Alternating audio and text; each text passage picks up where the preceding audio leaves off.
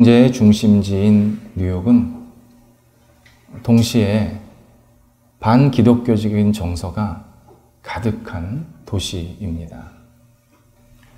현지 목회자들의 말에 따르면 1990년대 기독교에 대한 반감의 정서가 꼭대기에 이르렀다가 9.11을 기점으로 몇 년간 잠시 수그러들었답니다.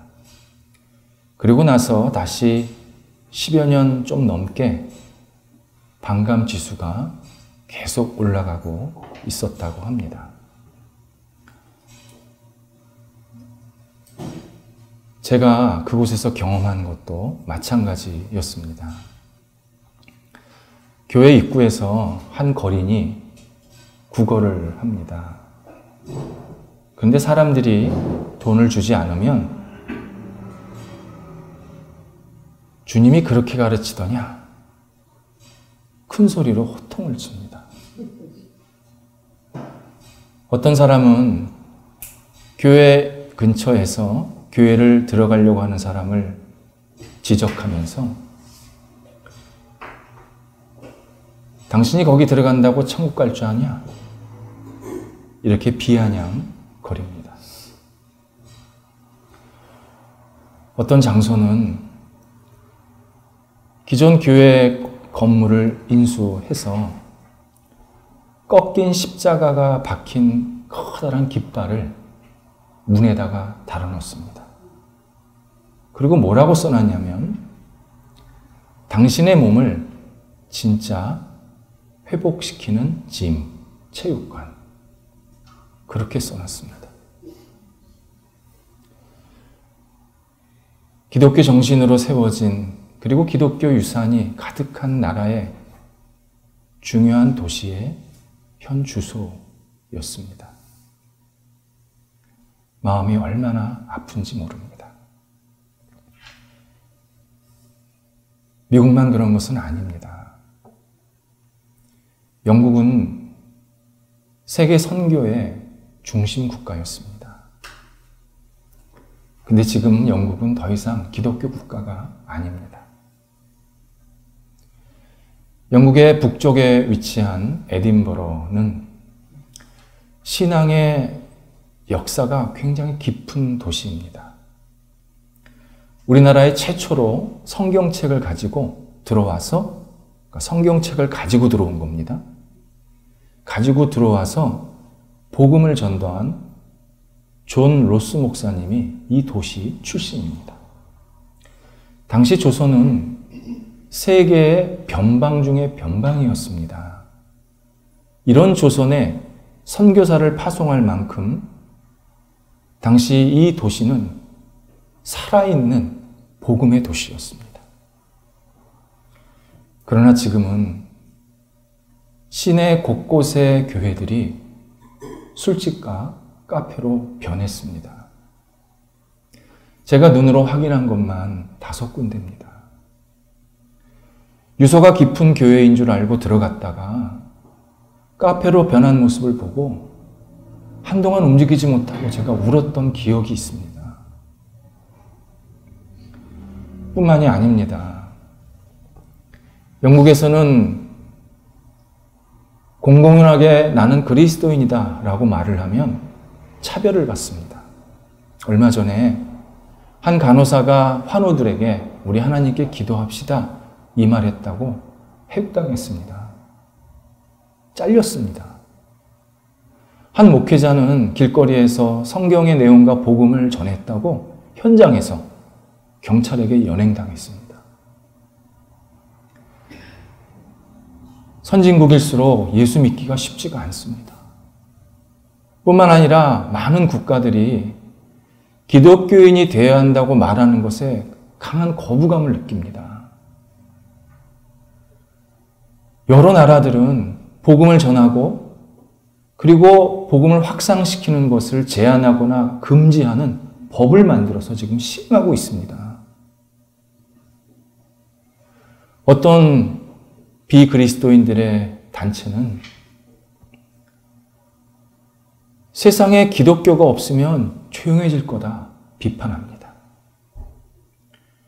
교회가 없어지면 사람들 가운데 분란도 없어질 것이고 갈등도 없어질 것이다 주장합니다. 그리고는 이렇게 말합니다. 모든 종교가 다 똑같은 거 아니냐? 왜 기독교만 이렇게 유별나게 그러느냐? 다 사람 잘 살고 잘 되라고 하는 거 아니냐? 그냥 잘 믿으면 됐지 아무 종교나. 왜 이렇게 기독교는 유난을 떠느냐?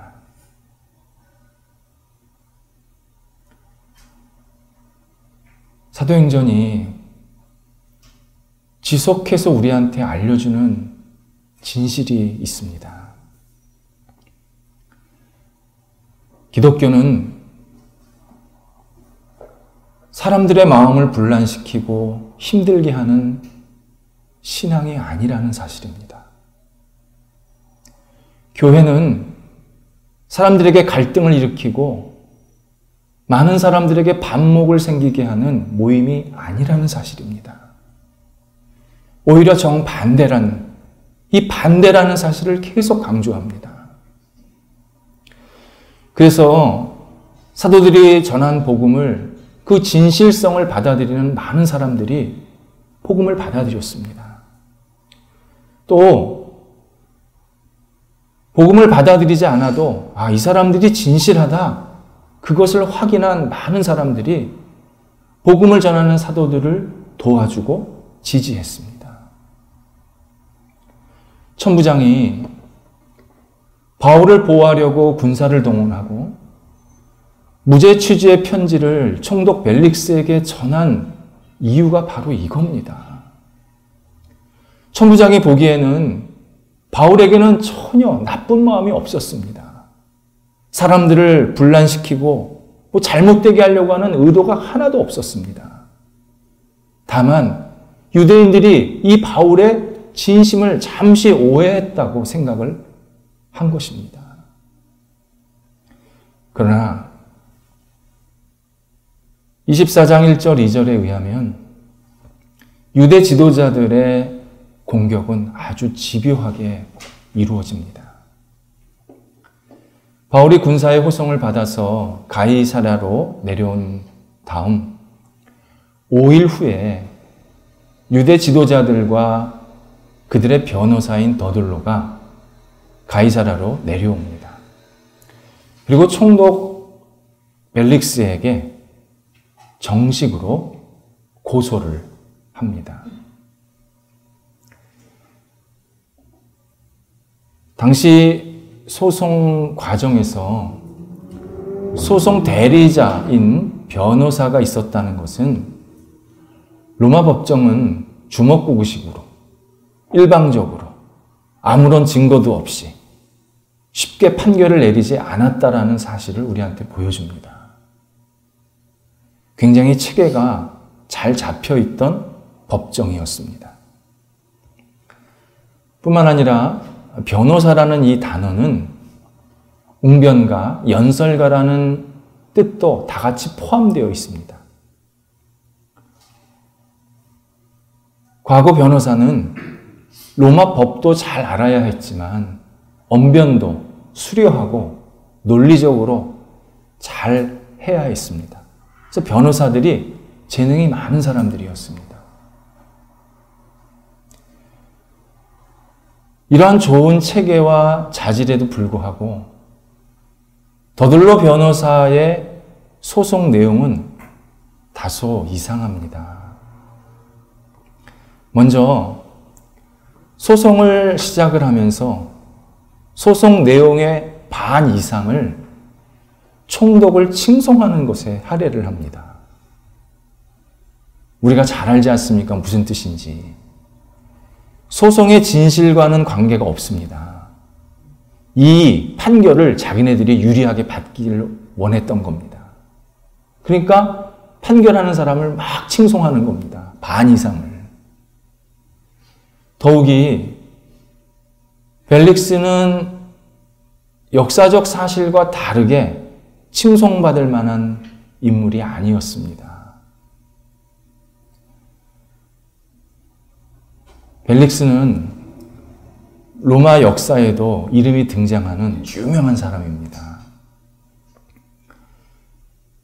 그는 노예 출신이었는데 끝까지 올라간 사람입니다. 갈 때까지 다 간 사람입니다. 로마 역사에서 몇 사람 안 됩니다. 그런 사람이. 근데 벨릭스가 제일 밑바닥이었습니다. 그의 형이 노예였습니다. 근데 황제, 글라우디오라는 황제의 어머니의 몸종이었습니다. 근데 어머니를 너무 잘 섬긴 겁니다. 자식보다 더 잘 섬긴 겁니다.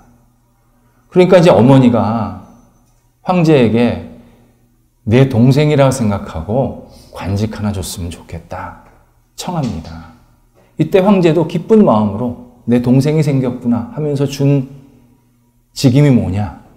로마 공무원들을 관리하는 직분이었습니다. 우리 시대로 말하면 행정안전부, 행안부 장관입니다.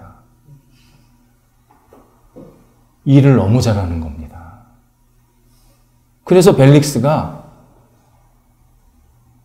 황제의 눈에 띈 겁니다. 동생이. 야, 네 형도 그렇게 잘하는데 너도 잘하지 않겠냐? 하면서 황제가 벨릭스를 뽑아서 발탁을 해서 이스라엘, 시리아 전체 지역을 관장하는 총독 자리에 앉혀준 겁니다.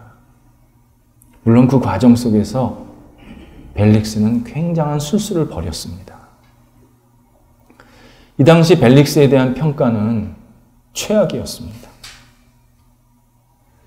벨릭스는 탐욕이 너무 깊었고 기본적으로 사람을 하대할 뿐만이 아니라 무자비하게 다루었습니다. 이 당시 사람들이 벨릭스를 칭하면서 뭐라고 얘기했냐면 노예의 마음으로 왕의 권세를 누리는 인물, 이렇게 평가를 했습니다. 저 사람은 노예밖에 안 된다는 겁니다. 칼만, 왕의 칼만 잡고 있다는 겁니다. 그런 벨릭스를 더둘로는 극찬을 합니다. 뿐만 아니라 3절에 보니까 그 벨릭스를 향해서 뭐라고 표현하고 있냐면 당신이 선견이 있다. 그렇게 표현을 합니다. 선견이라는 말이 이 세상에는 없는 업적, 치적을 말합니다. 구약 성경에서 이 단어가 섭리 또는 은혜라는 표현으로 번역이 됩니다. 우리나라 성경에서는. 섭리란 하나님께서 선하게 인도하셔서 인간들을 복받게 하고 평안케 한다라는 뜻입니다. 그래서 유대인들은 이 섭리라는 단어를 반드시 하나님께만 사용했습니다. 그런데 더둘로는 이 단어를 이방인 총독에게 사용하고 있습니다. 더둘로 유대인입니다. 이름이 보니까. 그러면 이 사실을 너무 잘 알았습니다. 근데 본인의 소기의 목적을 달성하기 위해서 성경의 신앙도 배반했을 뿐만이 아니라 한 인간을 하나님으로 숭앙하는 정말 우상숭배의 잘못된 모습을 좀 보여주고 있습니다. 이런 거짓과 그리고 잘못된 이 말에 많은 사람들이 동조를 하고 있습니다. 사람이 망가질 때는요, 하나님께 돌아갈 칭찬이 사람한테 올 때입니다. 그러니까 이 칭찬을 하나님께로 올려야 되는데 사람이 가로칠 때 사람은 망가집니다. 물론 사람이 잘하는 것들이 있습니다. 좋은 일들이 있습니다. 그런데 사람이 하는 아무리 잘한 일도 하나님께서 자기한테 뭘 주시지 않으면, 기회를 주시지 않으면, 능력을 주시지 않으면, 건강을 주시지 않으면, 뭔가를 주시지 않으면 절대로 그 일을 할 수가 없습니다. 사람은 받은 거에서 자라는 겁니다. 없는 거에서 만들 수가 없습니다. 그래서 사람은 반드시 칭찬과 존경과 영광을 하나님께 먼저 돌려야 합니다. 특히 그리스도인들은 어떤 경우에도 하나님을 먼저 칭찬하고 하나님을 먼저 찬양하는 사람들입니다. 그러면 하나님께서 그런 사람들의 마음을 기쁘게 받으시고 인정하시면서 더 높게, 더 많은 역할들을 감당하게 만들어 주십니다. 그렇게 약속을 하십니다. 하지만 유대인 더둘러는 순서를 바꿨습니다. 인간을 높였습니다. 그러니까 더둘러도 망가지는 것이고 나중에 벨릭스도 망가집니다. 또 하나 이상한 소송 내용이 있습니다. 모든 소송에는요, 원칙이 있습니다. 법리와 논리의 다툼입니다. 그러니까 아무리 내 마음으로 저 사람 잘못했어 해도 법적으로 탁 들어가면 달라집니다, 결과는. 근데 더둘러가 바울을 일컬어서 전염병이라는 인격 모독적이고 감정적인 언어로 공격을 합니다. 그리고 바울을 공격하는 내용들을 보면 다 감정적입니다. 세 가지로 바울을 지금 공격하고 있습니다. 하나가 유대인들을 소요하게 만들었다. 그렇게 공격합니다. 소요는 혼란, 반란 이런 뜻입니다. 로마 지도자들이 제일 싫어하는 단어가 소요입니다. 로마 지도자만 싫어하겠습니까? 모든 지도자들은 혼란, 반란 이거 누가 좋아합니까? 다 싫어합니다. 로마 지도자들은 백성들이, 시민들이 안정되고 평화롭게 살기를 원했습니다. 그런데 더둘러는 바울이 소요를 했다라는 이 말을 함으로써 총독이 기본적으로 바울에 대한 반감, 부정적인 마음을 갖도록 만들고 있습니다. 굉장히 감수성 있는 단어입니다. 지금 이 소요라는 단어가.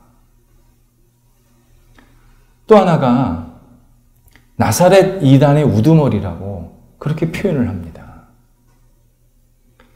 나사렛은 예수님의 고향입니다. 그래서 나사렛 이단이라는 것은 예수님을 따르는 사람들을 폄하하는 말입니다. 성경에 보니까 여기 이 사도행전밖에 나오질 않습니다. 그래서 더둘러가 만든 말 같다는 생각이 듭니다. 근데 여기서 쓴 이단이라는 말이 참 놀라운 말입니다. 우리가 보통 이단이라 그러면 우리랑 생각이 다른 사람들, 우리랑 신앙이 다른 사람들 정도 생각하지 않습니까? 여기서 이단은요, 폭도입니다, 폭도. 그러니까 같이 공존할 수 없는 사람들, 반드시 처형해야 될 사람들을 이 표현을 썼습니다. 예수님께서 로마법에 의해서 십자가 처형을 받으셨다고 하니까 더둘러는 그분을 따르는 사람들도 반드시 처형해야 된다. 이렇게 말하고 있는 것입니다. 비유로 얘기하자면 아버지가 부당하게 유죄 판정을 받았는데 자식은 그 자식의 행위와 관계없이 너도 범죄자고 죽어야 된다. 죽이는 겁니다. 이거는 거의 억지입니다. 마지막에 바울이 성전을 더럽히려 했다라고 공격합니다. 근데 이 표현을 잘 보셔야 합니다. 성전을 더럽혔다라는 행동을 지적하는 게 아니라 더럽히려 했다라는 의도를 지적합니다. 바울이 성전을 더럽힌 행위가 없었습니다. 여태까지. 그런데 분명히 저 사람은 그런 의도가, 그런 계획이 있었을 것이다 하면서 소송을 거는 겁니다. 어떤 일을 진짜 하는 것하고 그러고 싶다라는 것하고는 하늘과 땅 차이입니다. 우리는 그런 마음이, 그런 생각이 있었으면 10번, 100번이고 세상 다 뒤집어졌습니다. 가정도 다 깨지고 인간관계도 다 깨지고 다 무너지는 겁니다. 그게 진짜라면. 한마디로 이 소송은 소송이 불가능한 내용입니다. 더들로가 어느 것 하나 증거를 댈 수가 없었습니다. 그리고 감정적으로 계속 자기 주장만 하고 있는 겁니다. 그리고 마지막에 뭐라 그러는지 아십니까? 벨릭스 총독이 직접 신문하면 더 잘 알게 될 것입니다. 이렇게 얘기합니다. 벨릭스는요, 양쪽의 의견을 듣고 최종 판단하는 사람입니다. 소송을 건 사람이 추궁을 하고 뭔가 죄가 있다고 자꾸 밝혀줘야 합니다. 그런데 총독에게 당신이 좀 밝혀주시오. 처형의 책임을 넘기고 있습니다. 이런 거짓과 잘못된 소송의 내용을 많은 유대인들이 맞다, 우리 변호사 말이 맞다라고 고개를 끄덕이면서 동의를 하고 있습니다.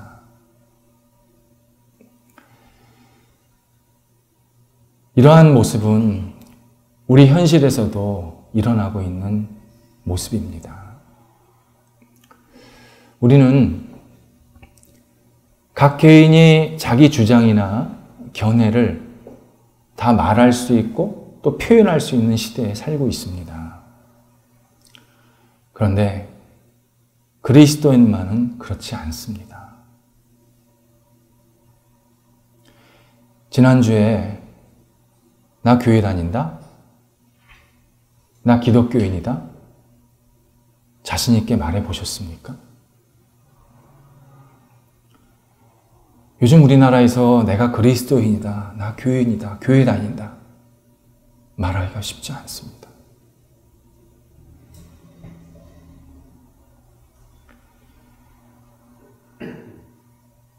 어떤 사람들은요, 교회에서 말하고 있는 진실, 그리고 이 진리의 내용들을 인정사정 없이 비판합니다. 자기들은 얘기를 하면서 성경의 내용과 복음의 가치를 가지고 이야기를 하면 비판을 합니다. 신실한 그리스도인들이 복음적 가치와 성경의 내용을 근거로 영적이고 신앙적인 것, 옳은 것, 순리, 정상적인 것을 말하면 일반 사람들이 뭐가 순리고 뭐가 정상이냐 공격을 합니다.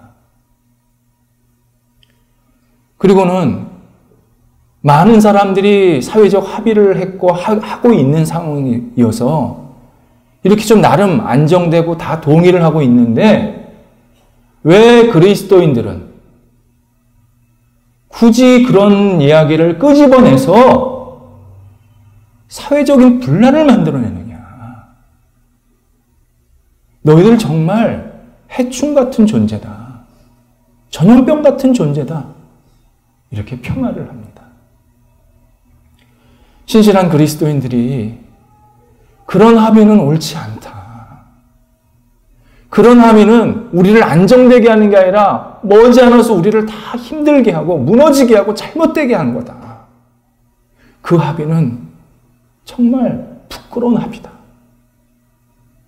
진실되게 간곡하게 말해도 일반 사람들은 그럼 니네끼리 가서 살아라 하면서 사회적 이단화 취급을 합니다. 그러다 보니 목회자가 강단에서 해야 할 말을 못합니다. 신실한 그리스도인들이 삶의 자리에서 성경적 가치, 복음적 가치를 떳떳하게 이야기를 못합니다. 소송당합니다. 고소 고발이 난무합니다.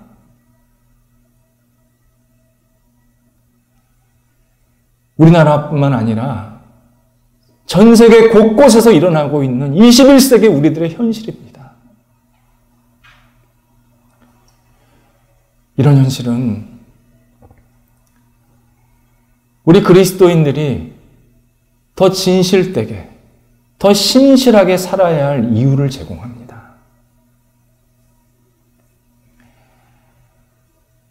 그리스도인들은요, 하나님께 먼저 사랑을 받아서 그 사랑을 갖고 우리 주변 사람들을 이웃처럼, 내 몸처럼 사랑하라고 부름받은 사람들입니다. 우리 주변에 있는 사람의 성별, 성격, 그분의 인품, 얼굴, 환경, 관계없이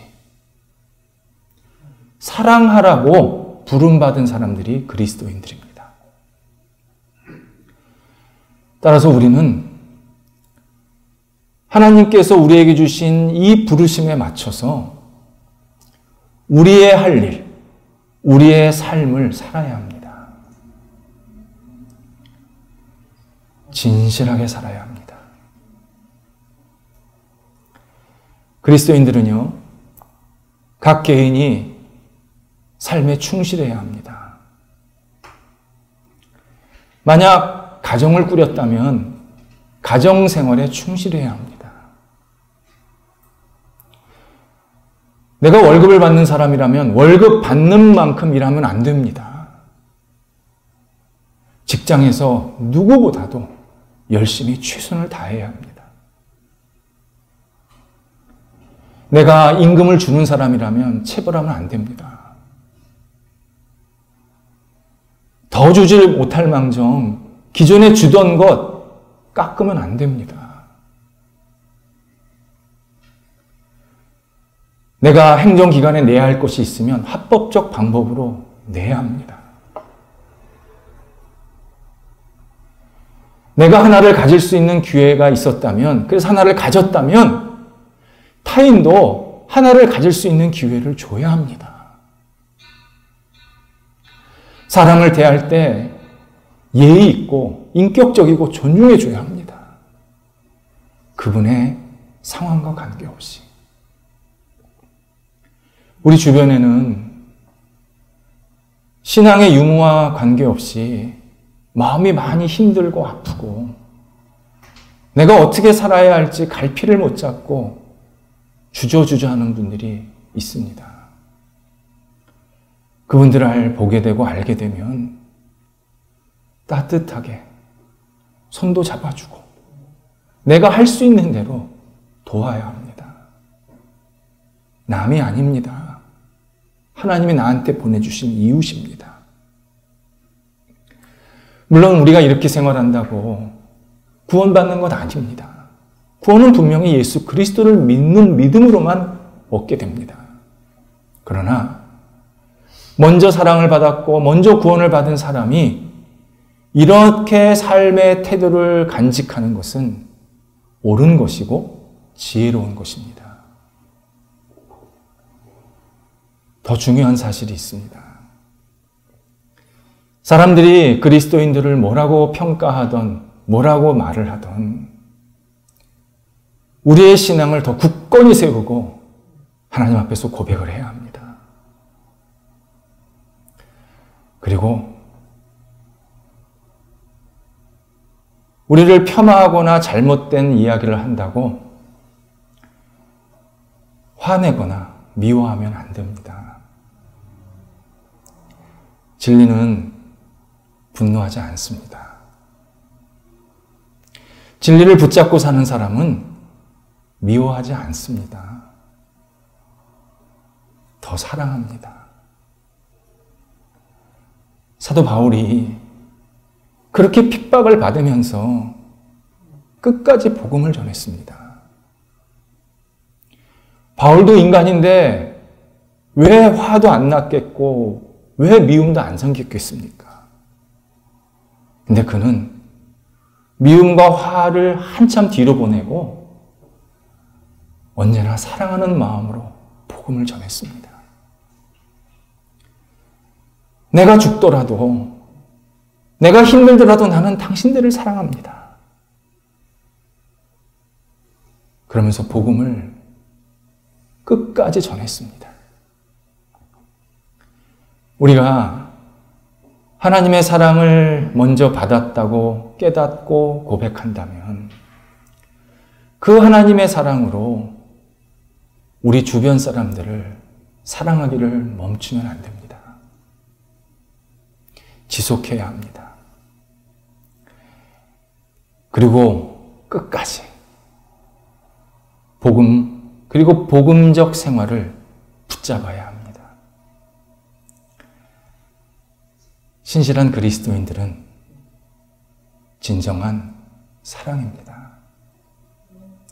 어느 순간에도 사랑입니다.